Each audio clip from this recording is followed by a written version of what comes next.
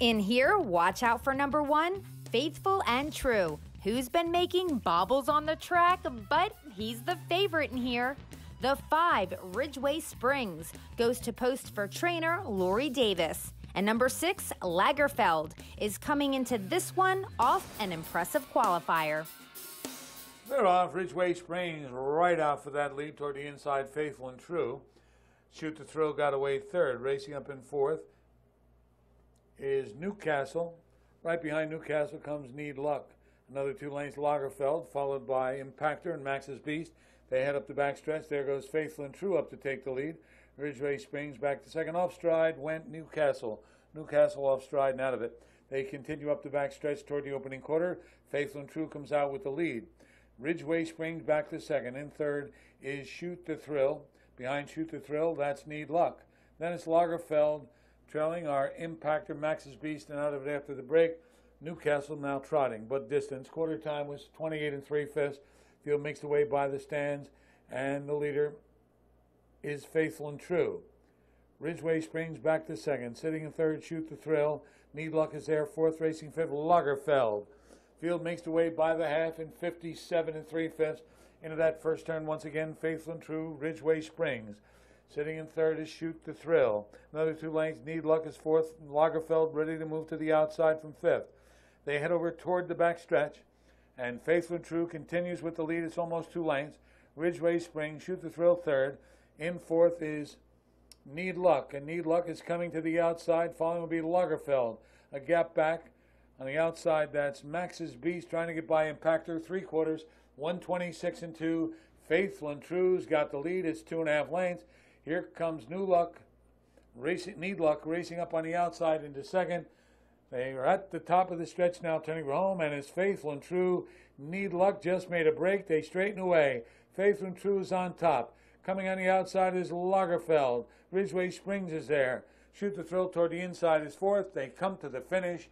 Faithful and True did it easily. Lagerfeld and Ridgeway Springs, 154 4. Faithful and True picks up the win by over 4 lengths in 154 4 for owners George and Tina Dennis. Driven by Mike Cole and trained by Joe Columbo, Faithful and True broke the track record at Harrington Raceway for 4-year-old trotting geldings. I decided to pay a little visit to Joe's stable to get to know Faithful and True a little better. Although Joe didn't even realize his trotter had rewrote the record books until later that evening, the trainer did know the 4-legged standout was up to the task.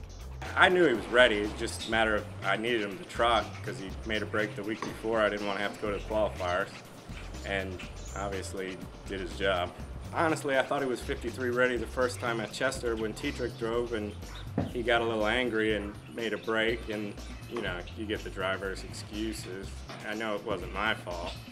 It never is the trainer's fault. I always blame the driver, That's right? That's right. And then the following week, I really just wanted him to trot, and maybe he had a little timing issue with the gate, and he might have snatched him a little bit, made a break, got mad again, and that's why I was just hoping he'd stay flat, really, the other night. I mean, in the class he was in, I figured he could win, but he had to behave and do what he had to do.